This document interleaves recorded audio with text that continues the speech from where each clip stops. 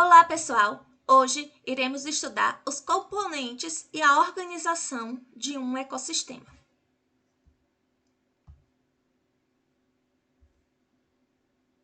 Mas afinal, o que seria um ecossistema? Diferentes ambientes são considerados ecossistemas, como por exemplo aqui a caverna, floresta, oceano, cada um. E o que faz com que nós consideremos esses ambientes como ecossistemas?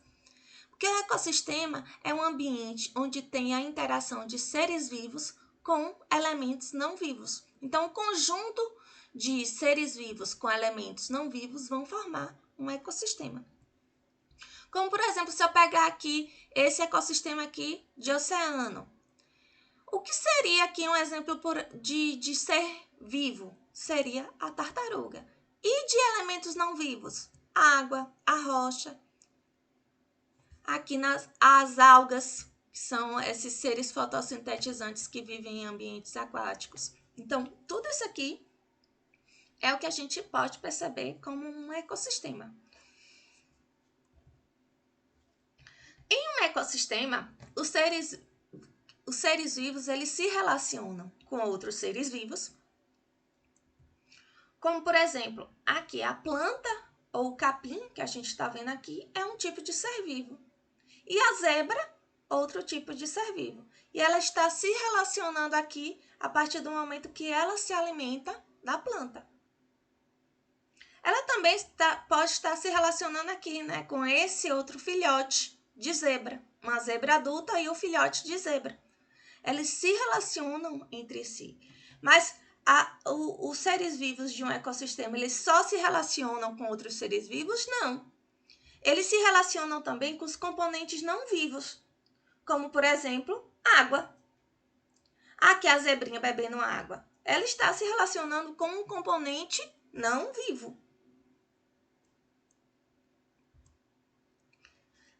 Então, os componentes de um ecossistema são o quê? Os componentes vivos e os componentes não vivos.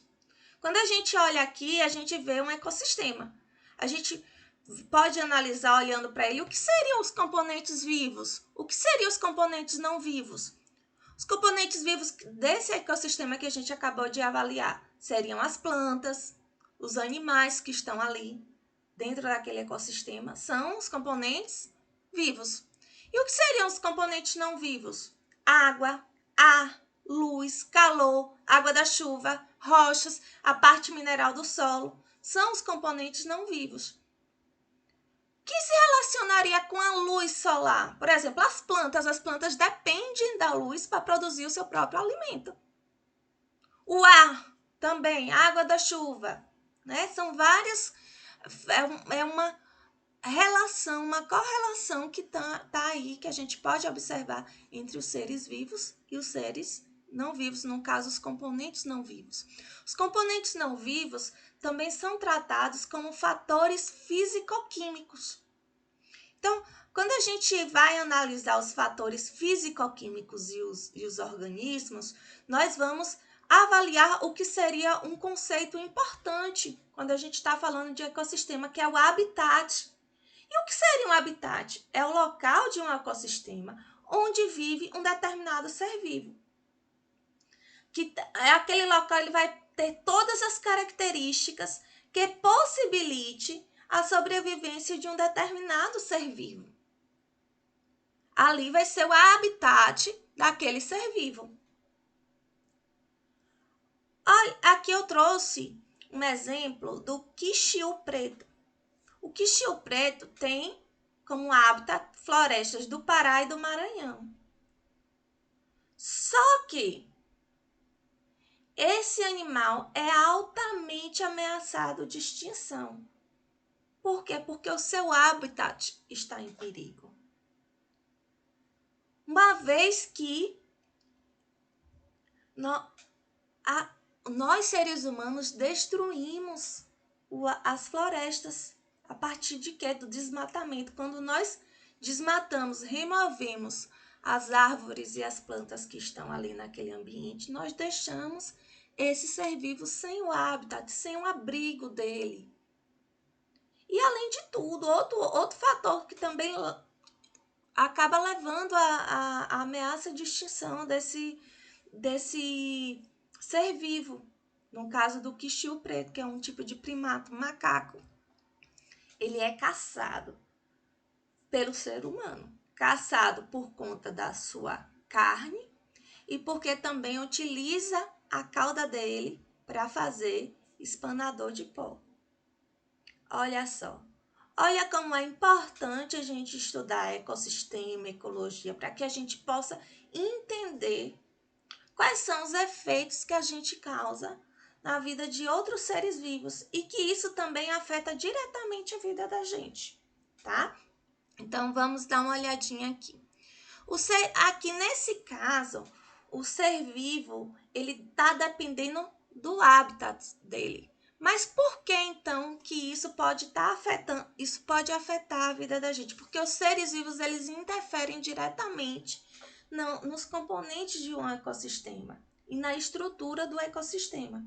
Por exemplo, se eu tenho um ambiente com árvores, esse ambiente ele vai estar o quê? O sol vai estar aqui, né? E vai diminuir a luminosidade, a temperatura, tá? Então, quando eu tenho um ambiente com árvores, eu vou ter aqui, abaixo dessas árvores, uma característica de temperatura. A temperatura vai ser menor, vai ter uma sombra, né? Vai possibilitar interações de outras plantas aqui, que não aguentam muito a incidência da luz solar, por exemplo, uma planta com a folha muito grande. E quando o solo também ele vai estar mais protegido, vai estar até mais úmido, porque não vai evaporar tanto água, porque tem aqui as plantas para poder também estar protegendo esse solo. Então, ele é um solo mais úmido, ele é um solo que ele não perde tanta água para o meio.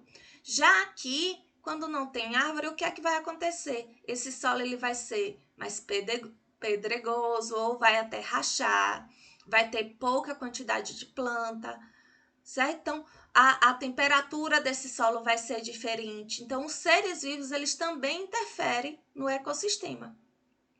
Tanto o ecossistema, ele interfere no modo de vida do ser vivo, como a gente viu, se a gente tira as árvores, a gente tira o abrigo desses seres vivos. Se a gente polui a água, a gente tira o que seria a hidratação desses seres vivos.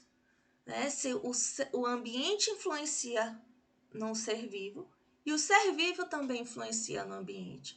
Quando eu removo uma árvore, eu também estou influenciando diretamente as características daquele ecossistema.